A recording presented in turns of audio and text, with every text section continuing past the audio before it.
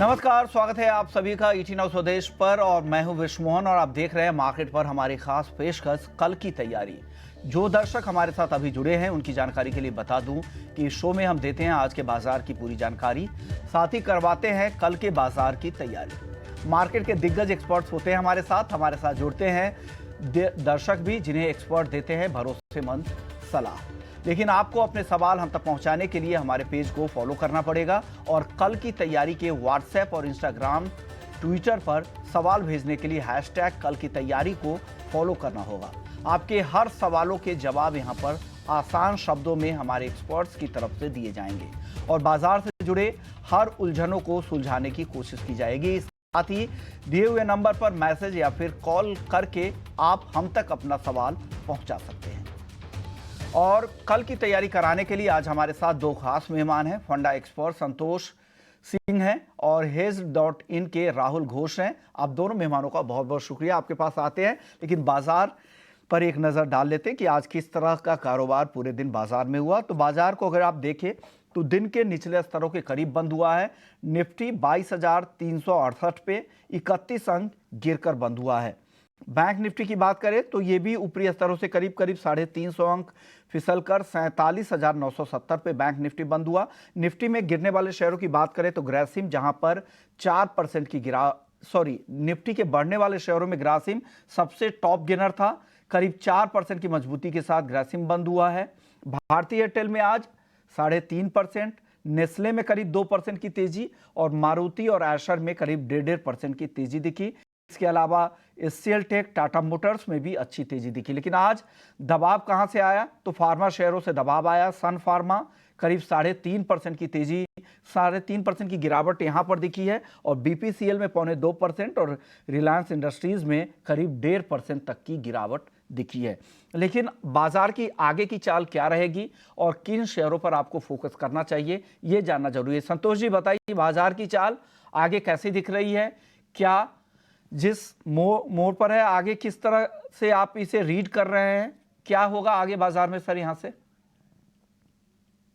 का दौर जारी है और मुझे लग रहा है कि मिक्स बैग ऑफ नतीजे देखने को मिल रहे हैं। जैसे कि रिलायंस ने थोड़े निराश किए हैं, उसी तरह एचडीएफसी बैंक ने भी निराश किए हैं। तो मुझे लगता है कि नतीजों पे ज़्यादा नज़र होनी चाहिए।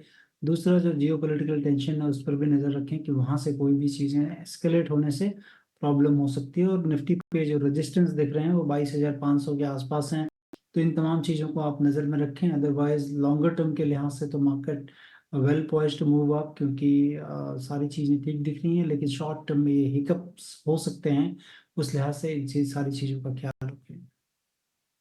चलिए, बाजार के बाद अब अपने दर्शकों के सवाल ले लेते हैं। कई सारे सवाल यहाँ पर हैं। शाहिद हुसैन हैं पहले दर्शक जिन्होंने सवाल भेजा था।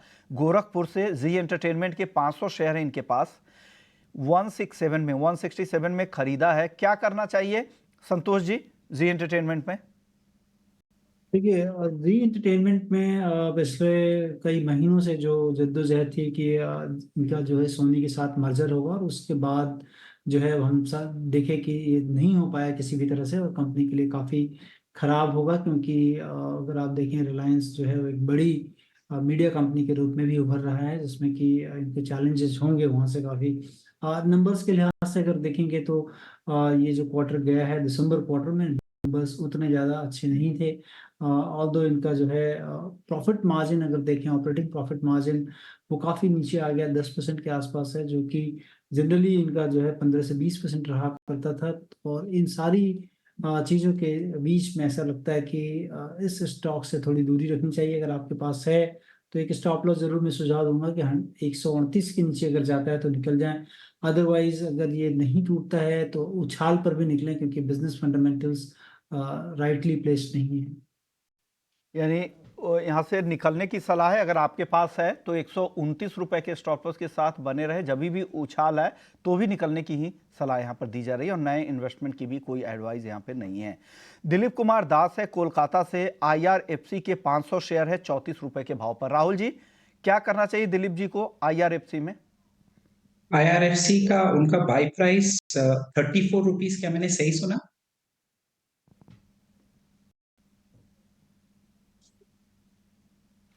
जी राहुल जी 34 है उनका बाय प्राइस, जस्ट जी टू जी रिएटरेट। 34 रुपए पे उन्होंने खरीदा है, 34 रुपीज पे। सो बिल्कुल एक्सीलेंट प्राइस पे खरीदा है, शायद 4 गुना हो गया है उनका स्टॉक। जो पेन है स्टॉक का नियर टर्म में, वो पेन शायद अभी खत्म हो गया है, क्योंकि एक अच्छा बेस बनाया है और एक डिमांड जोन, आप मंथली चार्ट में देखेंगे तो एक अच्छे से डिमांड जोन से sharp bounce, sharp pull back हुआ है।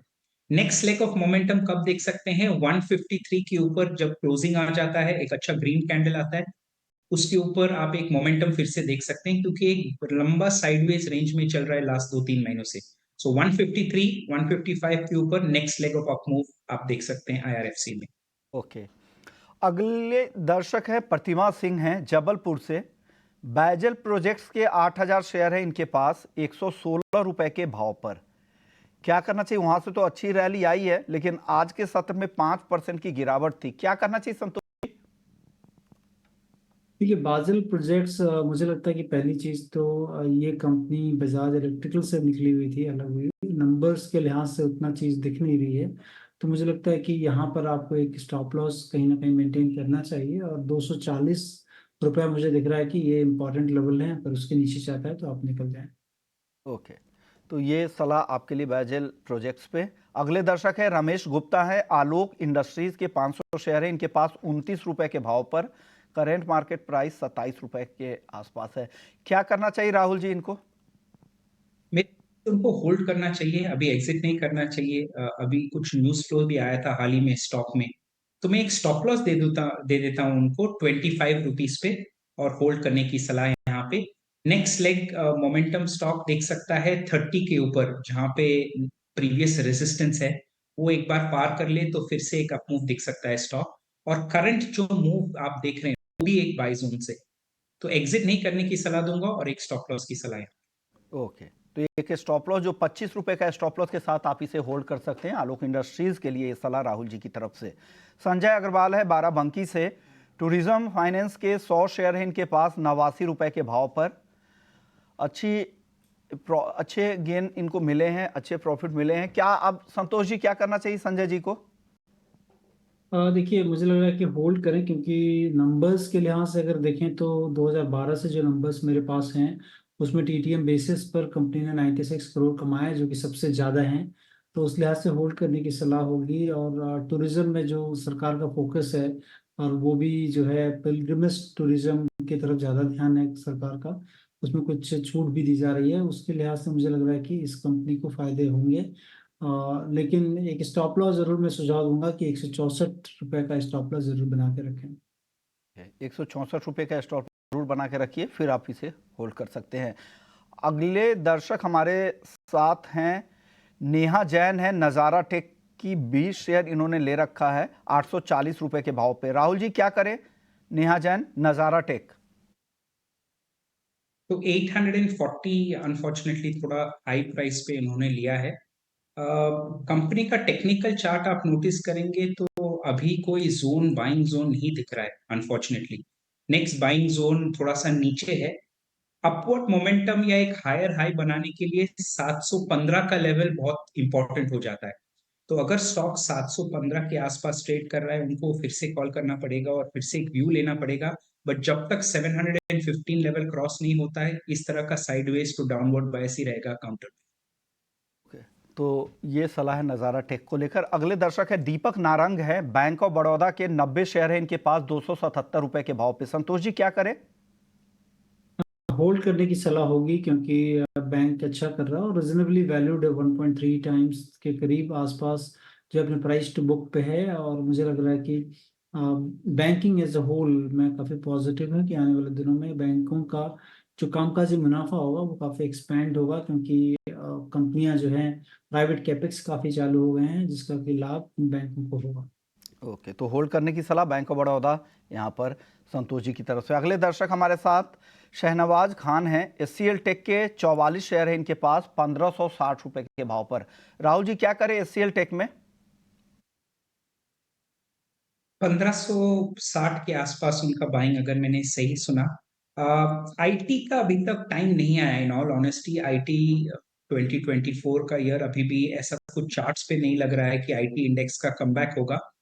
हाउएवर अभी एग्जिट कर देने की सलाह मैं नहीं कहूंगा, क्योंकि एक बॉटम बनाया है और एक बॉटम से अच्छा बाउंस मिल रहा है स्टॉक को। तो मेरे ख्याल से उनको होल्ड करना चाहिए। 1430 का एक स्टॉप लॉस में सजेस्ट करूंगा और continue to hold at least till cost price आने के आसपास फिर से उनको एक सलाह लेना चाहिए कि IT is out of the woods और नॉट, आईटी का स्ट्रक्चर अच्छा लग रहा है कि नहीं, नहीं 6-8 महीने के लिए। अगर नहीं लग रहा है तब कॉल करके तो दूसरा स्टॉक में डेफिनेटली निवेश करना चाहिए। अभी फिलहाल 1430 का स्टॉप लॉस।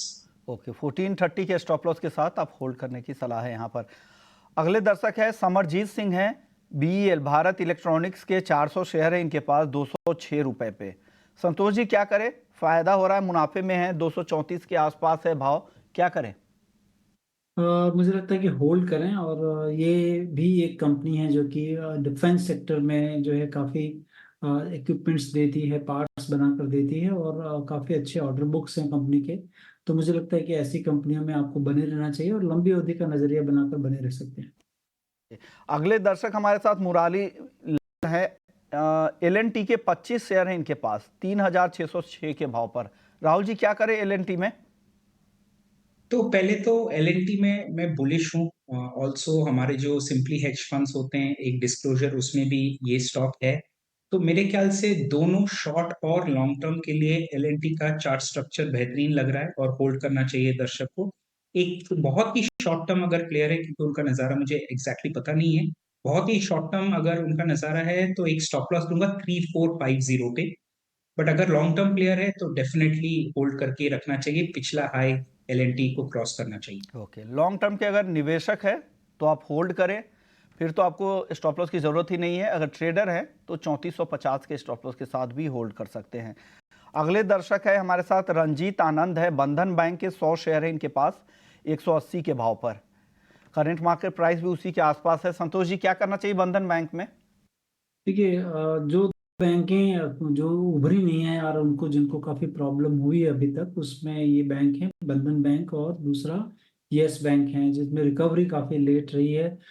एनपीए के लेवल काफ़ी जो है हाई रहे हैं। लोन ग्रोथ का एक जो है मसला है ही है कि ज़्यादा नहीं हो रही है।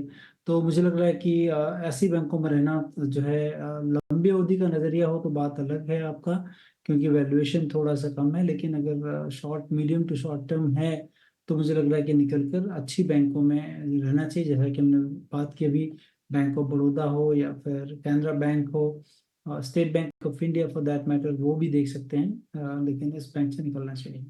ओके, तो ये सलाह यहाँ पर है, निकलने की सलाह। अगले दर्शक योगेश बिरला है, हैप्पीएस्ट माइंड के 100 शेयर हैं इनके पास 1200 रुपए के भाव पर। अभी भाव है 816 रुपए का, क्या करना चाहिए हैप्पीएस्ट माइंड में राहुल जी? तो उनका एंट्री प्राइस 1200 रुपये के आसपास है, अगर मैंने सही सुना था। तो मेरा सलाह यहाँ पे होगा कि ये स्टॉक बहुत ही लॉन्ग टर्म एक बेयर मार्केट में है, और अभी चार्ट का स्ट्रक्चर ऐसा कुछ भी नहीं सजेस्ट कर रहा है कि प्राइस यहाँ से चेंज हो सके। करंटली एक इनवर्स हेड एंड शोल्डर बनाने की कोशिश कर रहा है, जिसका ब्रेकआउट 860 के ऊपर होगा। तो मेरे ख्याल से 860 के आसपास अगर स्टॉक आता है, दर्शक को फिर से कॉल करके चेक करना पड़ेगा कि ब्रेकआउट हुआ है कि नहीं, और फर्दर कॉल लिया जा सकता है। बट अभी चार्ट पे ऐसा कुछ नहीं लग रहा है कि रिकवरी का एनी टाइम सून लग सकता है। तो ये व्यू आपके लिए है हैप्पीएस्ट माइंड पर। अगले दर्शक हमारे साथ आशीष मोहता हैं, मुथूट माइक्रोफिन के 1593 शेयर है, खरीद का भाव है 230 रुपए का। क्या करना चाहिए संतोष जी? 241 का मार्केट प्राइस है अभी। देखिए, मुझे लग रहा है कि ये थोड़ा महंगा स्टॉक है, जिसके कारण कि थोड़ी सी दूरी रखनी चाहिए। अगर आपके पास है तो एक काम कर सकते हैं कि एक स्टॉप लॉस जरूर कर लें। 230 रुपये के नीचे अगर जाता है तो आपको निकलने की सलाह होगी, अदरवाइज होल्ड कर लें, राइट द टाइड करें, क्योंकि मोमेंटम लग रहा पॉजिटिव है स्टॉक में। आपको और कुछ पैसे बन सकते हैं, बट फंडामेंटली थोड़ा महंगा दिख रहा है। ये व्यू है मुथूट माइक्रोफिन को लेकर निकलने की सलाह यहाँ से दी जा रही है। श्रीकांत पटेल हैं, टीसीएस के 400 शेयर इनके पास 3800 रुपए के भाव पर। क्या करना चाहिए राहुल जी टीसीएस में? तो जैसे मैंने थोड़ी देर पहले कहा कि आईटी का अभी इस साल अभी भी ऐसा चार्ट्स पे नहीं लग रहा कि आईटी का टाइम वापस आ गया है। अच्छी बात यह है कि शायद 3800 पे खरीदें और 3874 पे प्राइस चल रहा है अगर मैंने सही सुना। तो मैं एक स्टॉप लॉस दे दूंगा उनको होल्ड करने के लिए 3780 का। 3780 का स्टॉप लॉस उनको रखना चाहिए अगर उनका शॉर्ट टर्म नजरिया है। अगर लॉन्ग टर्म नजरिया है तो purely from the time value of money perspective उनको एग्जिट करके दूसरे सेक्टर्स में जाना चाहिए जहां पे उनका मनी का वर्थ टाइम हिसाब से बेटर मिले। ओके, चलिए फटाफट से दो और सवाल ले लेते हैं। सूरज हैं, उन्होंने डीएलएफ के 800 शेयर खरीदे हैं 880 रुपए के भाव पर। संतोष जी क्या करें डीएलएफ में? डीएलएफ होल्ड करके रखना चाहिए। मुझे लग रहा है कि जिस तरह से तेजी सारे रियल एस्टेट स्टॉक्स में है और इंडिया जो कि थर्ड बिगेस्ट इकोनॉमी बनने जा रही है, उसमें रियल एस्टेट के पाई काफ़ी ज़्यादा होंगे, जो कि अभी 7% ऑफ द जीडीपी है। वो आने वाले जो है 10 से 15 सालों तक मुझे लगता है कि बड़ा बुल रन होना चाहिए, तो होल्ड करने की सलाह होगी। ओके, अगले दर्शक हमारे साथ मनीषा राज हैं। पीटीसी इंडिया के 200 शेयर हैं इनके पास 190 के भाव पर। करंट मार्केट प्राइस है 231 का। क्या करना चाहिए राहुल जी? पीटीसी इंडिया 190 की बाइंग प्राइस। सो पीटीसी इंडिया थोड़ा आई थिंक 190 पे बाय किया अगर मैंने सही सुना तो एक अच्छा लेवल पे बाय किया है। अभी एग्जिट करने की सलाह नहीं, एक लेवल वॉच करने को मैं कहूंगा 237 के आसपास। अगर 237 जो शायद 2.5% दूर है करंट मार्केट प्राइस से, अगर 237 के ऊपर उनको एक क्लोजिंग मिल जाता है, अच्छा बुलिश क्लोजिंग, तो स्टॉक ऑल द वे 255 तक जा सकता है। और नीचे के साइड में 215 के आसपास एक बाय जोन भी है, तो अभी होल्ड करने की सलाह पीटीसी इंडिया। ओके, 215 पे और भी ऐड कर सकते हैं। हालांकि इनकी बाइंग प्राइस काफ़ी नीचे की है, 190 की थी, तो भी आप यहाँ पर होल्ड कर सकते हैं और 255 तक जाता इमीडिएट ही दिख रहा है राहुल जी को। चलिए आगे बढ़ते हैं और अब वक्त हो गया है हमारे स्पेशल सेगमेंट वीआईपी सेगमेंट का।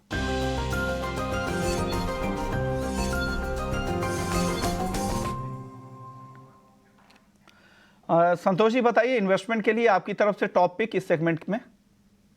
देखिए, डिफेंस सेगमेंट में होगी और उसमें मैंने garden builders and engineers limited board की कंपनी है, जो कि आज ट्रेडिंग सेशन में तकरीबन 10% अप था। लेकिन अपॉर्चुनिटी साइज को अगर देखा जाए तो काफ़ी बड़ी है, तकरीबन 24,000 करोड़ के आसपास का ऑर्डर बुक है और 10,000 करोड़ के करीब का जो है इनका मार्केट कैप है। इनकी जो भी जो है पीयर्स में अगर देख लें, मैसडॉन डॉक या फिर हम कोचिन शिपयार्ड देख लें, तो जितना कि तकरीबन ऑर्डर बुक है उसी के आसपास का मार्केट कैप है उनका। तो अपॉर्चुनिटी साइज मुझे लग रही है कि गार्डन दिस बिल्डिंग में ज़्यादा होनी चाहिए आने वाले दिनों में। इस लिहाज से मुझे लगता है कि 1160 रुपये के टारगेट हो सकते हैं और स्टॉप लॉस के रूप में 920 रुपये का स्टॉप लॉस जरूर रखें। 920 का स्टॉप लॉस रखे। Garden reach ship builders and engineers limited खरीदने की सलाह है 1160 के टारगेट के लिए। आप बताइए राहुल जी, आपकी टॉपिक? मेरा पिक आज ग्रासिम पे है। आप नोटिस करेंगे एकदम हाई पे क्लोज हुआ है आज और एक ब्रेकआउट भी हुआ है एक रेजिस्टेंस लेवल से। हायर हाइज हायर लोज बन रहा है स्टॉक में, मोमेंटम है स्टॉक के साथ। तो करंट मार्केट प्राइस पे लॉन्ग कर सकते हैं। स्टॉप लॉस होगा 2200 रुपए पर 2200 पे और 2550 का फर्स्ट टारगेट एक्सपेक्ट कर सकते हैं। तो ग्रासिम पे लॉन्ग आज का पिक। ओके, और बाकी जो भी एबी ग्रुप के दूसरे शेयरों में भी आज जोरदार तेजी थी, सभी शेयरों में, और वहां पर भी आज शानदार तेजी दी और 2500 के टारगेट के लिए ग्रासिम खरीदने की सलाह। शुक्रिया राहुल जी, संतोष जी, आप लोगों ने वक्त निकाला। वक्त है ब्रेक का, लेकिन खबरों का सिलसिला यहाँ चलता रहेगा।